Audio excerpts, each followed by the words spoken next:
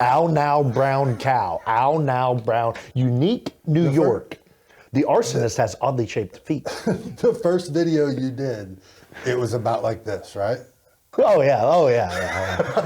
Yeah. And when was that? That was like 2016, 17? Are you recording right now? Yes. Wait, is this going to be on it? Yes. You didn't tell me that. Because you would not ignore. Wait, no, is this actually it? Or you're saying this is like it? This could be. Oh, okay. Well, I mean, there's just go with it. Why'd So, I just look at listen, the camera? You can look wherever you want, okay? This is about the gym, the field, you, whatever you want to make it about, you just answer the questions I ask. What are you doing? I'm getting my mouth prepared. That's not mouthwash. It's water. You gotta wet the lips. So You gotta wet the lips, like Nene. You gotta get them wet lips. Okay. So Are you gonna give me like a when did the gym scene? When did the gym open? Is this actually? I need to know if this has started. This is it. Answer questions. Well, you gotta say like end scene. No, we can't. I already have terrible posture. This chair's too small. You don't know what to do, and I'm sweating. This is going to, we're figuring this out. So I need to set up better. Do you want me, when I ask you a question, do you want me to raise my hand? I just want to know if we've started or not. Okay, beginning. We started. You good? We're starting now. When did you open what is now the gym 24/7? 10 years ago. So This is a 10th year. this is the 10th year. And then when did the field open? 2018? I don't know, 6 years ago? 7 years ago? 2017-ish? Before that. Right when you Probably first- 2016. And it was the gym 24/7, the field 24. Is it the field? What is The field training I know center? It's the field training center. Yeah. Okay, the field training center. What's your goals? Like, what are you going to try to ultimately do with that? Like 5 years from now, is it what it is now, or is it completely different? Like with the gym, kind of like we just launched the app, so like growing that is really important to us because that's an easy way to kind of help a bunch of people work out, and kind of do their programming for them and everything, get them more comfortable. Straighter. This hurts. So that's kind of like our focus at the gym right now, and then kind of growing like the meal prep and all the little stuff we do.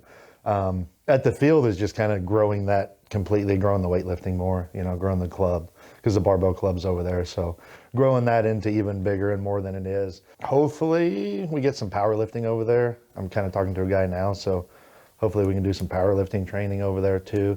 And then just more of the functional training that I do, kind of get more people in there.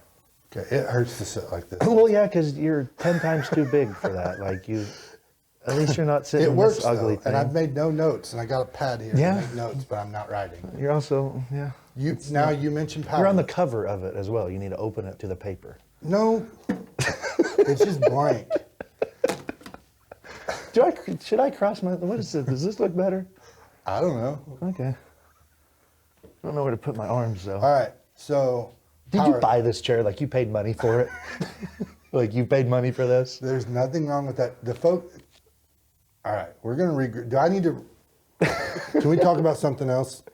Yeah. Okay, powerlifting.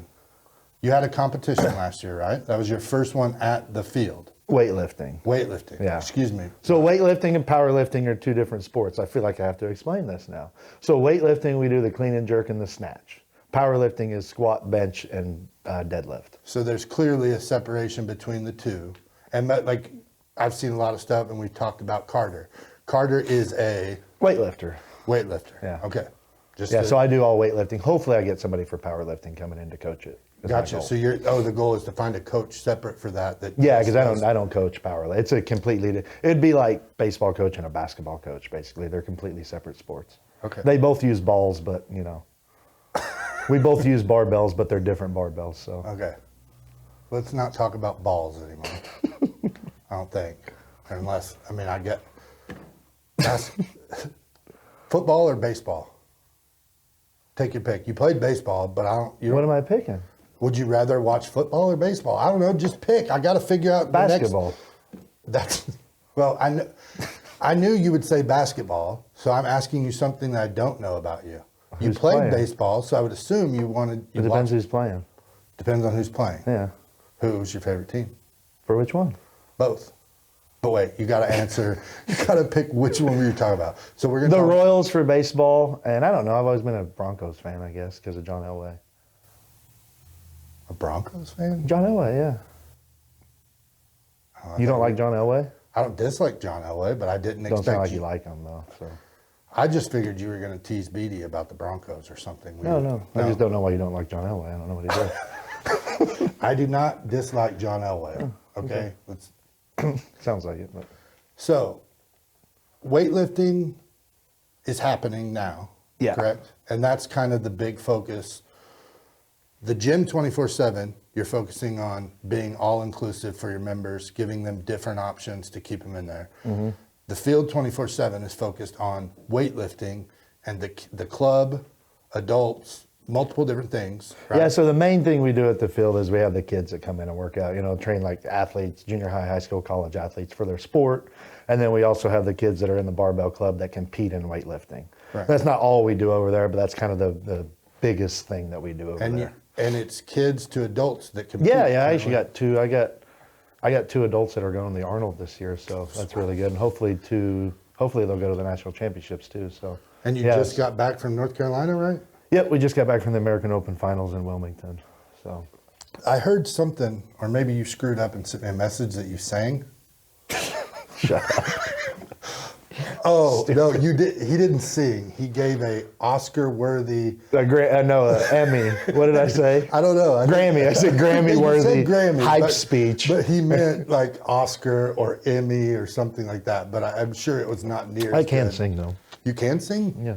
Let's hear it. I was first chair All-American in choir in high school. Clearly.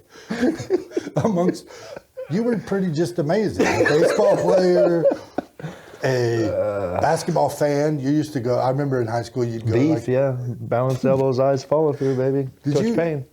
Remember that scar Coach Payne or that Larry Bird had? Okay. All right.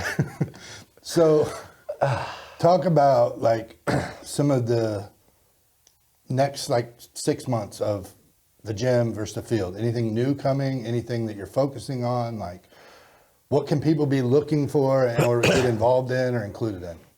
Like I said, the big one at the gym is the app. We're building all new programs for it. So you can get like an all-inclusive program that shows you exactly what to do 5 days a week or 4 days a week, whatever you want, for your workout. You can do that, or now I'm building like standalone stuff. We just launched a belt squat. We got a belt squat in there, a rogue belt squat. So that's just like a 1 day. You can buy that, and then you learn how to do a bunch of exercises, and you actually do the workout on that day. I'm working on a landmine one now that we're going to launch. Is just another kind of like standalone program. So we're going to keep building off that app. The app's our main focus Still over not there. comfortable. And then with the field part, like I said, we're kind of entering our weightlifting season. Right. So like for the next 7 months or so, we'll have a competition every month leading up to national championships. And are you doing another one like last year? Because that turned out like way bigger than you thought. Yeah, we'll probably do it in May again. It's called the Lift Right Initiative. And what I'm doing is I'm doing a weightlifting competition that we take all the money we make from that, whether it's like the silent auction stuff, the spectator fees, the competitor fees, every dollar we make from that, and sponsorships and everything, I'm taking and buying weightlifting equipment for the schools. So last year I was able to buy 10 women's bars and 5 men's bars for the school, which is huge because especially with Coach Bailey over there now, her and Coach Wade at the high school have done a great job. They're implementing some weightlifting stuff for their athletes. Coach Bailey's kind of teaching some overhead stuff and some overhead squats and snatch. But with that, you have to have the proper barbell. So like I was talking about before, kind of made a joke, the difference between a baseball and a basketball, they're both balls, but you don't want to play baseball with a basketball or vice versa. Right. And a powerlifting bar, which is what they kind of have at the school now, isn't you don't want to use that for weightlifting. It doesn't spin, it doesn't whip. Like there's a whole bunch of things. Yes, they're both bars, but they're just completely different tools. Right. So hopefully my goal, starting with the high school here, my second goal is this year, I'm hoping to buy stuff for the junior high here, to get them the proper equipment and then start working towards some schools, more schools in the area like Richland, Stoutland, I think that's the longest I've ever let you talk without interrupting. No, you did like 3 times, but that's okay. Did I? I literally sat here and kept my mouth shut. Yeah, Like I agreed with you. Then you got uncomfortable and you played with you got My your back dirty hurts. fingers on your hat. Yeah, about the time I took it off, I remembered the hat conversation from earlier. Just buy shoes that fit next time, not a size 7. These are, hey, I figured out what size shoe I wear when I was like 36 years old. 7. It's not 7, but that's what you bought. Hey, they're tight. It's warmer that way. Okay? Okay. Okay, so Okay. May, another weightlifting Yep, thing. It's weightlifting kind of competition the second here. step of where you're going with the Lift Right Initiative, the field, that sort of thing. So Mm-hmm. you're offering up your clients and like the people that helped you build the gym 24/7. You're constantly like adding to the features and the value that you offer those clients. Now you've kind of moved over because ultimately, like, does that app? I don't want to say will run itself, but like that. It makes it more efficient for what you're trying to do there and kind of keep you. Yeah, so like all my weightlifters use the app too. So I build out their programs on the app. That way, then when they come in, it's all there with videos and explanations, and they track all their weight. So we use everything. We use that at the field too. My goal at the beginning of the year is for my adult cross-train classes to where our workouts are built in there too. That way they can track their progress through our my general functional training with adults. That way they can track their progress through, which is something we've never really had. They just kind of come in and do the workout, and I lead them through it. But now we want to we're adding more lifting with the adults too, because they ask for a lot of squat and deadlift stuff, and they're able to track all that. So that app's really it's working in both places. And then like I said with the weightlifting stuff, the goal is one of my other goals is to just kind of, I guess for lack of a better term, infiltrate the schools with weightlifting, get these kids under a barbell and with the ultimate goal of growing the sport, because in my head, growing the sport is the most important thing for weightlifting. But we can't do that without the high school coaches and kids and the junior high coaches. So big picture, that's kind of like my ultimate goal with it is. So a lot like kind of what we do. You're figuring out ways to collaborate and grow what they offer, help them. Yeah. And it ultimately helps your clients, your members, like the parents even. Like parents, I'm sure, can like watch that and like see what Timmy's, well, you're Timmy, but what little Billy's doing at the gym when he's there, and kind of understanding and seeing where that's progressing and the things that are going. So again, it's like a one-stop shop for all what you're trying to grow ultimately within the community and that sort of thing. Yeah, and especially the schools, like I said, especially the schools and the sports, and moving this conference move, like help, kind of help them have the tools to be able to grow these athletes into, where we can continue to be competitive under a much harder, conference that we're leading into. So right. Yeah, we could talk all day about like where they're switching and who, like what that's going to change. And I'm sure some of that, how much does that add into like your desire to move, like to stay ahead of the curve with what you're doing, both the kids and the schools, and you're wanting to give back to that community, and then also your personal side of your business and what you offer and that sort of, like, is that going to be a shot in the arm or like a spark to kind of move even further? Oh yeah, definitely a spark, because like I've had some really good conversations with Coach Christian, and like I said, and Coach Bailey and Wade, kind of just how to like work together, through everything. Historically, private strength coaches and schools don't work very well together. It's kind of, there's a lot of headbutting. And one of my goals early on was like build those relationships, especially with Coach Christian, and kind of, to where, because we can both help each other so much. And it's been really good. But definitely the conference talk has really kind of opened my mind to more, how can we use this to help them, so that's must be pretty cool, because I think so. Yeah.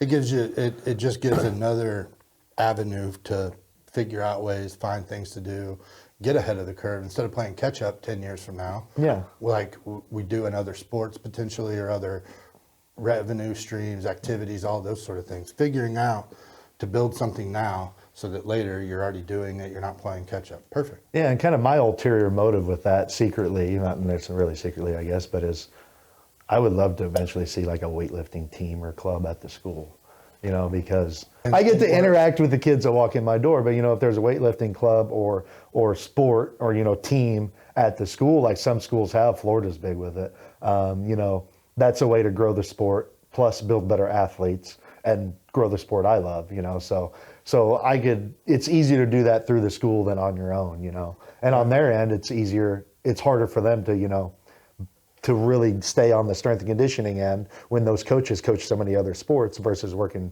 you know, having contact with me and kind of working together. Well, it allows people to do what they're good at and lean on others. Yeah. And you're saying that, like, none of your goal is to take over high school sports and like yeah. Your goal is to do what will give other kids avenues, other kids ways to go. They may not play football or basketball or baseball, but if like weightlifting or potentially powerlifting, if we get to that point, would be able to come in and find an outlet, find a way to do it, and no different than a kid who gets into art and understands. Yeah, and Carter's a really good example of that because, you know, Carter played football and wrestled, and he's not doing that anymore. And it was a process of us working with Coach Christian and talking with him and kind of seeing, and, you know, the overwhelming theme of all our talks was, you know, what's best for Carter, you know, and that's kind of the first kid that we really looked at who's a great athlete and eventually had to pick. You know, we knew he couldn't be on a world level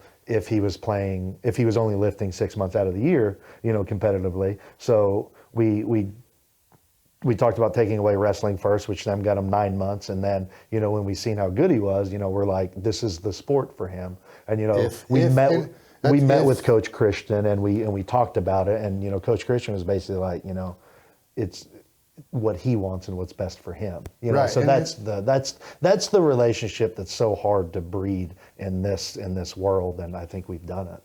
So, which is pretty cool because I mean I get to see some of the back end and hear about what you're doing, but like seeing it all actually come into play, and I don't think people understand that the communication that went on the back end and how like you, at the very end you said it was about Carter and what that particular student athlete is good at.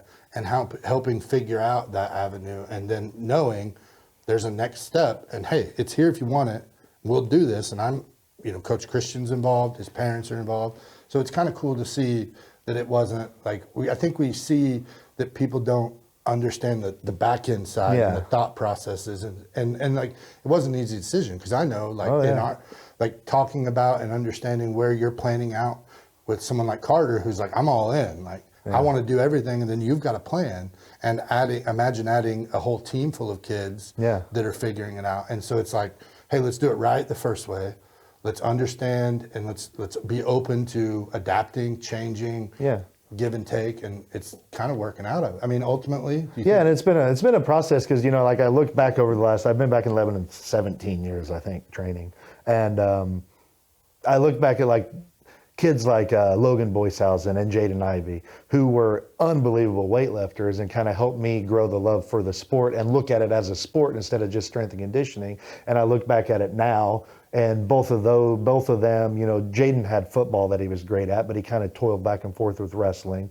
Logan was a wrestler from the time he was like 4 years old, and then he kind of fell out of love with it a couple times in high school. And I look back now, I'm like, if we would have had this other thing, this new thing, this weightlifting sport, and go and compete, maybe those two kids would have had a better sports experience in their high school, which is what it's about, you know. And I've talked with them about it, and then because they were the first ones that we actually signed up for a competition, got snowed out, and then we didn't do anything else for 3 years. You know, we never tried it again. But I look at them and just their experience, and I'm like, we could have made that so much better if we were doing now what we do now. Meanwhile, in 2013, 2012, when we drove to Arkansas, Illinois.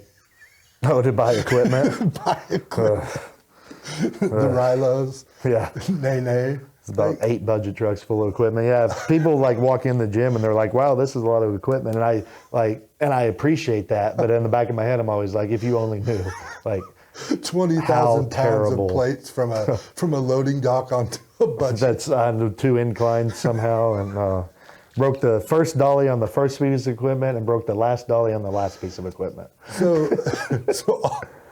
I was there for probably 50% of that, maybe a little bit more, from moving rubber mats from one gym to the other to watching a building fall over. We don't talk about it. Too soon. Too sorry, soon. we're not talking about to one of the most iconic Lebanon like radio ads ever. Like to look back, because I mean, you and I have been when was the warehouse like? And I'm not trying to rehash. Oh, also too soon. Thanks. No, 07, 08. So from '07. Okay, let me ask that in a better way. So, could you have ever imagined in 2023 putting the pieces together in 2020 or 2007 or 8? Like, can you even fathom where in the progression that you've? Because we've talked about it a little bit, and like understanding what you're doing, but like it's got to be a pat on the back to you, to Derp, Danielle, his wife, like your brother, everyone, like a family. Like what you guys have done has been family, and you've built something, and like to see it now. I guess go ahead. I won't interrupt you. No, it's I get what you're saying. It's I always say I was just stupid enough to not quit. Because I mean, for those who don't know, like I had a gym. Well, first I moved back here in 2006 or 7, whatever it was. I went to work at Mercy Fitness Center. They wanted me to start training athletes and stuff there. Holly was great. Holly Goforth was my boss. She was great. It's just the facility just wasn't possible. So I was there about a year and a half and went out on my own. Then ended up buying a big commercial gym downtown that we completely redid, set up, moved equipment, all that junk. I fell in that building on a trampoline one time. Yeah, I'm sure you did. Remember Hardcore? Heath Herring? Yeah. We did this Saturday. I wouldn't do anything Monday through Friday, but Just somehow. Saturday. And I was the champ, and the belt was heavy. You were the champ, yeah. But no, we did that, and then went bankrupt, lost everything from everything imaginable. And at that point, I just started so gracefully. Well, I mean, it's not going to change, and it's it is what it is. I mean, I failed pretty big, so whatever. Failed up. Well, I mean, not at the time. But touche. Not then. And we're not at all implying that he's failing now. It's just at the time it was pretty bad though. But no, that kind of made me think like, what do I actually like? Do I actually want this industry? Like, is this actually where I want to be?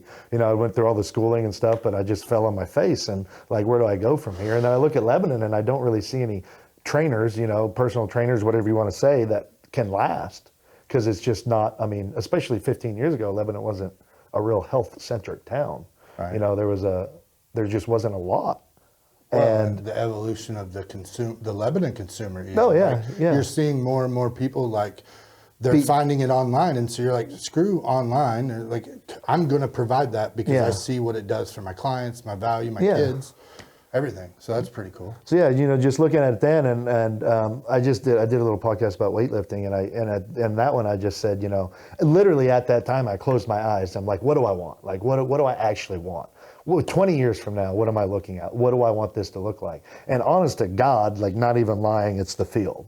Like I wanted a place where kids could come in after school and lift and have a positive environment to lift in, have a fun environment to lift in.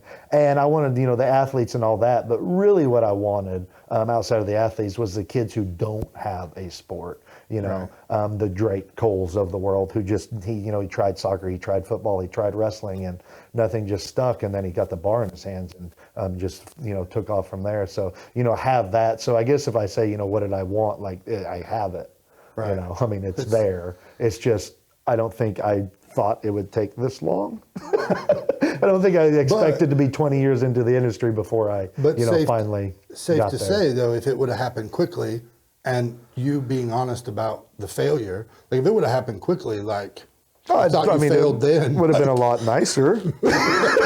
I mean, it would have been nice not to drive my grandma's convertible Sebring for a year and a half, like that. Like, yeah, but no, I get no, failure doesn't make you learn. Like failure is the best teacher, teacher there is. So yeah.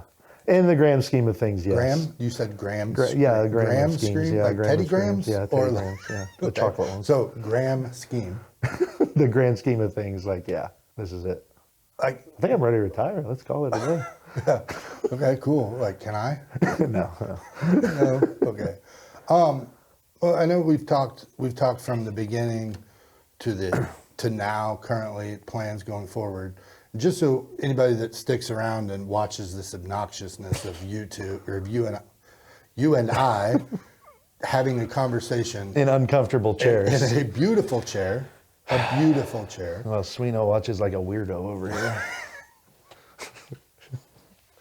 30-minute. Oh, What are we supposed to be? I was thinking like 10 to 15. You thought we were going to talk and only last 10 to 15 minutes. If we would have recorded the 5 minutes prior to you just sitting down in that chair, I would have thought I got 5 minutes out of you.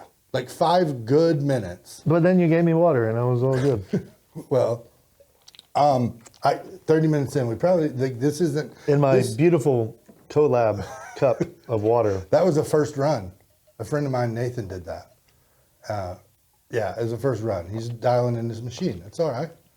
All right. Well, I don't know what else we're supposed to talk about. I had like, This is your thing. I know, but well, I wanted it to be your You want to thing. switch spots? No, because you would never ask me anything that I could answer. Would you? I don't know. Well, maybe another time. But it's weird to end the first version of this show with you because, like, I'm probably supposed to be like, thank you so much, but like, I didn't want to be here. Like, I didn't want to do this. Like, I don't want to be here, but whatever. But here I am. it wasn't No, it terrible. wasn't bad. Yeah, I mean, the chair's ugly and uncomfortable. You got small feet. But all right. So enough. When is that competition in May? We've talked I don't about know it a lot. yet. So I had to kind of wait to see how some other things fell, but I'm going to figure that out hopefully in next week. But it'll be sometime in May. In May, I have to work around like graduation, prom, and all that stuff with the different area schools and stuff. So sometime in May. And like I said, for that, I mean, we love like silent auction stuff is a great way to raise money. Like the Windsors were huge for us on the silent auction stuff, and Brian Knight like helped a lot, and a bunch of people helped a lot with that and raised a ton of money. So that helps a lot. Sponsorships help a lot. And then honestly, just like when we do that, if you see that we're doing it, like come out and watch these kids lift weights. Like I can't stress it enough. Like these kids, like when you see them move a barbell, from my 8-year-olds to my I mean, shoot, I got a 50-year-old that lifts too. But especially the kids, like, I mean, it's so impressive. And to see, and it doesn't have to be the Carter Sings of the world that you're impressed by. You know, it's all of them. Like, it's so impressive to see how skilled they are with a freaking barbell in their hands and how much weight they can put above head. Like, it's really cool to watch. And like I said, those entrance fees from that competition, we also donate to buying equipment for the schools, but just the eyes on the sport are as important as anything. You were able to be the first competition you did. You were able to have the eyeballs of like first farm. First Form came They down were and gave us cool. a ton of stuff. They So were awesome. national yeah. company, seeing what you're doing, Yeah, watching probably the it. biggest supplement company in the And then country right you now. mentioned local businesses, local folks that are just understanding because they're involved in it and like they want to do whatever they can to help. That's part. I think that's the coolest thing, and one of the things I resonate with most about the business side of our relationship. Watching the way you see things is completely different than the way I see things and the way Brian does. So it's really cool. But yeah. How far did they come away from? How far was the furthest team that came? St. Louis? Yeah, Jimmy brought down, Jimmy, a coach from St. Louis, that I've gotten kind of close with. Yeah, he came down. Then we had a couple guys from Arkansas come up. So hopefully, it was kind of sucked last year because we didn't really know what we were doing, so it was hard. And I didn't get a lot of other clubs. And it ended up being on the same weekend of a big CrossFit competition, so lost some lifters that. So hopefully this year, we get the clubs from Springfield, and then Jimmy come back, and then, from wherever else, kind of get some more people down. So. Awesome. Well, I'll be there. I'll help however I can. I think I did a live video there last year and went through all this stuff. And of course, like, we just were bumbling idiots and didn't really know what we're doing. And that's when we hire that guy.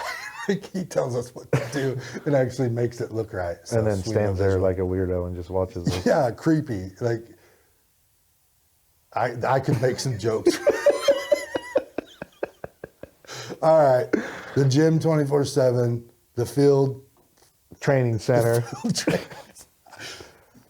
Okay, those two. I feel like you need like a good sign off. Like, let's come up with a sign off here that you got to do. Like, Well, we're 30 minutes good afternoon, in. good evening, and good It took night. us 30 minutes to fully explain an event and how we got to that point. Yeah, that's fair. We have another 30 minutes of just figuring out how to say bye. Yeah. Okay, you go first. Bye. Bye. Just play with shit. I got to get out of this chair. That's the hard part. How much of that is usable? Okay, we were here an hour and we got 7 minutes.